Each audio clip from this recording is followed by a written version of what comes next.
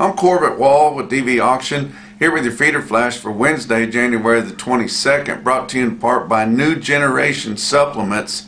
Smart Lick Moisture Block supplements offer the flexibility to create custom feeding programs that promote balanced nutrition, supporting every stage of production and increasing cattle performance year-round.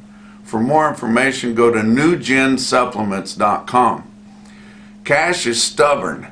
We've seen it start to sputter a little bit. Your cash market starting in the middle of last week, and it was unevenly lower on Monday, but then on Tuesday, your cash feeders and your sale barns held up pretty well. Not ready to go down yet. And the bitter cold temperatures are curbing receipts everywhere, which is making it hard for it to go down. These buyers still have orders for cattle and calves, or feeder cattle and calves, and with fewer cattle showing up at the sale barns because of the bitter cold, it's propping these prices up. The board wants to be lower. It was lower on all your back months, especially going way out front there. But your spot market contracts were strong, not much higher, but at least strong, a little bit higher on the feeders. But they've got to converge somewhat. Now your feeders are cash settled. They will converge with your CME Cash Feeder Cattle Index here just a few days. But your February live cattle futures, which is a spot market on your live cattle, they don't have to get close for a while, and they're still sitting $6.50 away from what your all-time record fat cattle weighted average price was last week on negotiated sales in your 5 area. But you know, the whole story this week is just about the bitter cold temperatures.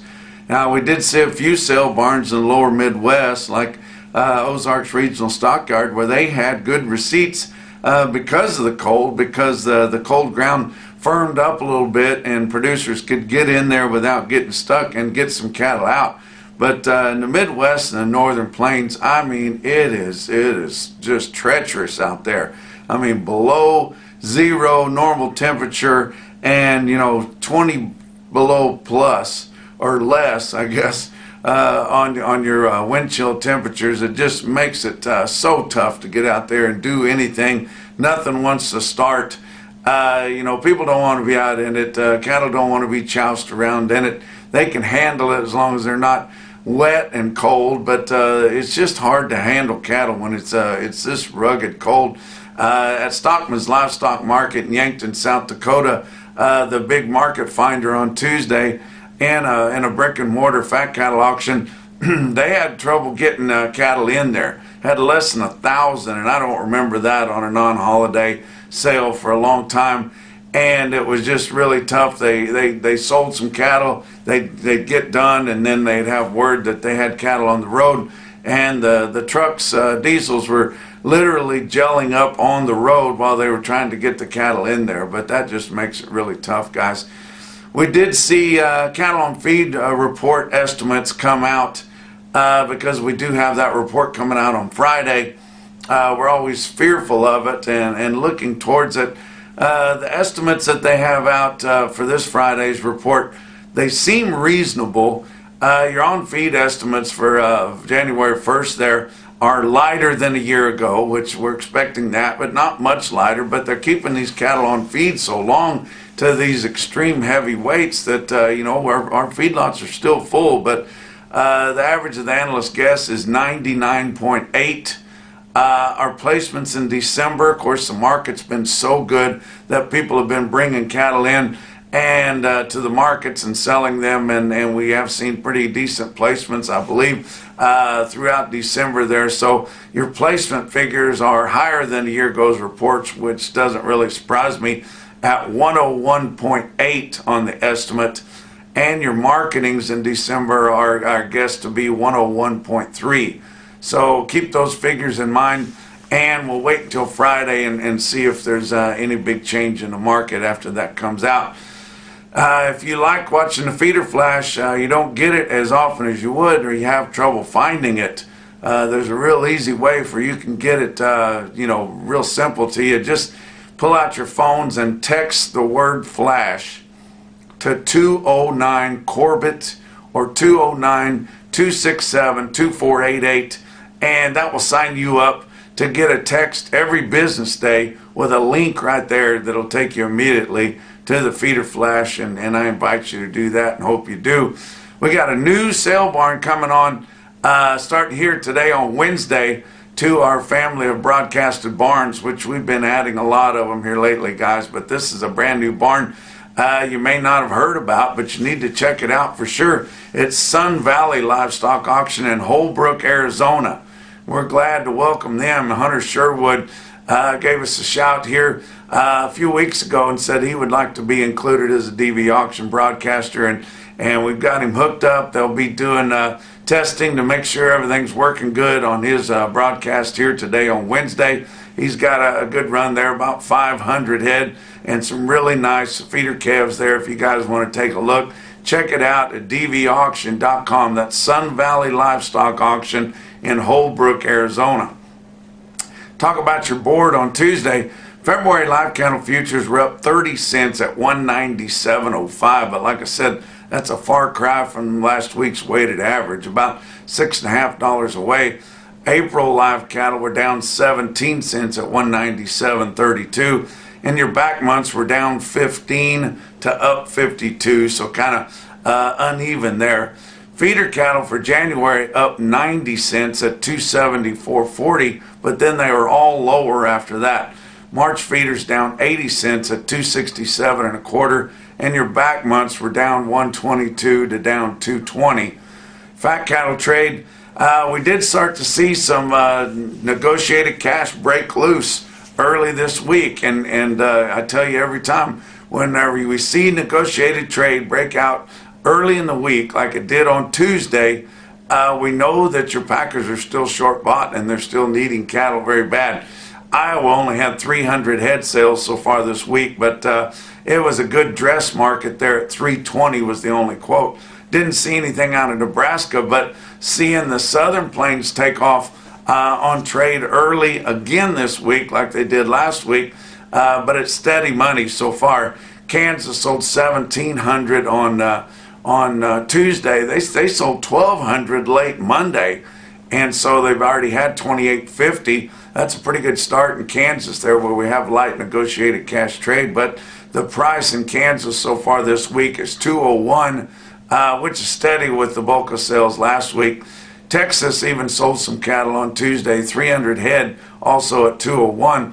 Then, like I mentioned, Stockman's Livestock Market in Yankton, South Dakota, they would typically have 3,000 or 4,000 head, but due to the bitter cold temperatures, they had 600 head in overnight and only managed 950 total receipts there, but the market was active. Had some new bidding in there from back east. Their word's out that they've got top quality finished fed cattle there in Yankton, South Dakota, and they're available for the highest bidder, and I think that's great. Conventional fed cattle in Yankton, South Dakota sold from 210 to 215, just the straight up fed steers and heifers. That's $7 to $12 higher than last week, with the negotiated trade competitive bidding there in an auction setting. Program fed cattle in Yankton sold from 208 to 221.50. That 221.50 was on about a half a load of big black steers, weighed 1640, and those program fat cattle there at Yankton sold $3 higher. Box beef cutout values were kind of mixed, mostly lower, with choice cuts down 111 on Tuesday afternoon at 332.05. Selects were up just 11 cents at 319.55. Your slaughter up through the first 2 days of the week, 239,000 estimated cattle slaughter. That's 3,000 less than this point a week ago, 2,000 better than this point the same week a year ago. Talk about what else is going on. Performance Livestock Analytics. It's a livestock technology company, guys, and they offer software called Performance Beef for you independent cattle feeders. It simplifies feeding accuracy, herd health records, invoicing, closeouts, help you stay connected with those that are most important to your operation, your nutritionist, guys like that. And they have great customer service that you can stay connected with all the time, guys. For more information, go to performancelivestockanalytics.com. Let's talk about your feeder cattle market, your real-time index on DVAuction based on a 800-pound cash auction steer up through middle 12 states.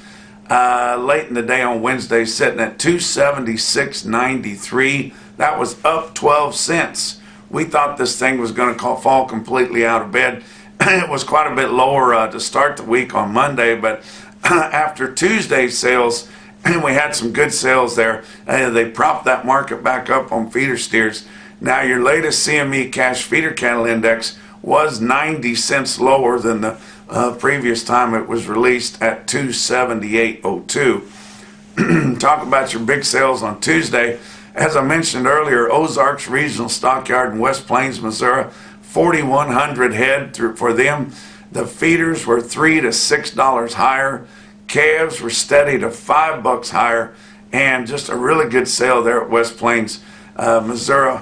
Another good market there. Beaver County stockyards that I talk about all the time, they had lighter receipts due to the bitter cold, and they had a pretty decent snow for the Oklahoma Panhandle, about 5 or 6 inches there, but 2,650 head for their cattle auction on Tuesday. Feeder steers were $2 to $6 higher, which is a big improvement, but their feeder steers were a little bit off last week, so that makes up for most of that. Feeder heifers sold steady, steer calves sold steady, and heifer calves on offer were $2 to $4 lower. Did have one fancy set of heifers there, 91 head, weighed 479 and bring 350 on heifers. I thought that was pretty impressive. Market I haven't talked about for a while, Lone Star Stockyards in Wildorado, Texas. That's right on I-40, that out west of Amarillo there. I've got a production sale coming up there before long. Wildorado Cattle Company going to be there at Lone Star Stockyards in Wildorado, but they sold 144 steers right off the wheat, weighed 792, bring 274.50. That's a pretty good price there in the middle of the Texas Panhandle, guys. Tri-State Livestock Exchange in Ray, Colorado. 150 steer calves weighed 541 at 376. I thought that was impressive. How about Kimball Livestock Exchange in Kimball, South Dakota? They sell 64 steers, weigh 799, or just a salt shaker away from 800 pounds at 295.50. That's awfully good. But the most impressive quote that I saw anywhere on Tuesday in your Macrocin No BS top quote for the day come out of Atkinson, Nebraska at Atkinson Livestock Market, the old reliable there. They sell 81 steers, weighed 793 at 304.50. And that's your feeder flash for Wednesday.